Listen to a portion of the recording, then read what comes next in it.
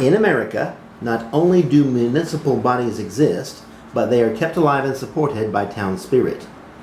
The township of New England possesses two advantages which strongly excite the interest of mankind, namely, independence and authority. Its sphere is limited indeed, but within that sphere its action is unrestrained. This independence alone gives it a real importance which its extent and population would not ensure. It is to be remembered, too, that the affections of men generally turn towards power. Patriotism is not durable in a conquered nation. The New Englander is attached to his township not so much because he was born in it, but because it is a free and strong community of which he is a member and which deserves the care spent in managing it. In Europe, the absence of local public spirit is a frequent subject of regret to those who are in power. Everyone agrees that there is no surer guarantee of order and tranquility, and yet nothing is more difficult to create. If the municipal bodies were made powerful and independent, it is feared that they would become too strong and expose the state to anarchy. Yet without power and independence, a town may contain good subjects, but it can have no active citizens. Another important fact is that the township of New England is so constituted as to excite the warmest of human affections without arousing the ambitious passions of the heart of man. The officers of the county are not elected, and their authority is very limited. Even the state is only a second-rate community whose tranquil and obscure administration offers no inducement sufficient to draw men away from the home of their interests into the turmoil of public affairs. The federal government confers power and honor on the men who conduct it, but these individuals can never be very numerous.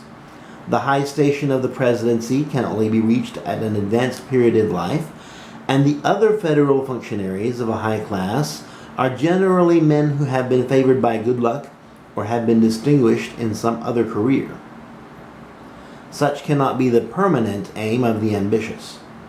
But the township, at the center of the ordinary relations of life, serves as a field for the desire of public esteem, the want of exciting interest, and the taste for authority and popularity. And the passions which commonly embroil society change their character when they find a vent so near the domestic hearth and the family circle. In the American townships, power has been disseminated with admirable skill for the purpose of interesting the greatest number of persons in the common weal. Independently of the voters, who are from time to time called into action, the power is divided among innumerable functionaries and officers who all, in their several spheres, represent the powerful community in whose name they act. The local administration thus affords an unfailing source of profit and interest to a vast number of individuals. The American system, which divides the local authority among so many citizens, does not scruple to multiply the functions of the town officers. For in the United States it is believed, and with truth, that patriotism is a kind of devotion which is strengthened by ritual observance. In this manner, the activity of the township is continually perceptible. It is daily manifested in the fulfillment of a duty or the exercise of a right, and a constant though gentle motion is thus kept up in society, which animates without disturbing it. The American attaches himself to his little community for the same reason that the mountaineer clings to his hills, because the characteristic features of his country are there more distinctly marked. It has a more striking physiognomy. The existence of the townships of New England is, in general, a happy one. Their government is suited to their tastes and chosen by themselves. In the midst of the profound peace and general comfort which reign in America, the commotions of municipal life are unfrequent. The conduct of local business is easy. The political education of the people has long been complete. Say rather that it was complete when the people first set foot upon the soil.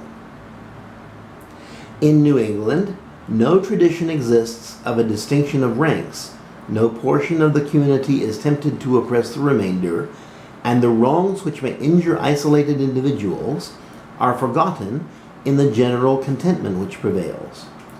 If the government has faults, and it would no doubt be easy to point out some, they do not attract notice, for the government really emanates from those it governs, and whether it acts ill or well, this fact casts the protecting spell of a parental pride over its demerits. Besides, they have nothing wherewith to compare it. England formerly governed the mass of the colonies, but the people was always sovereign in the township, where its rule is not only ancient but a primitive state. The native of New England is attached to his township because it is independent and free. This cooperation in its affairs ensures his attachment to its interest.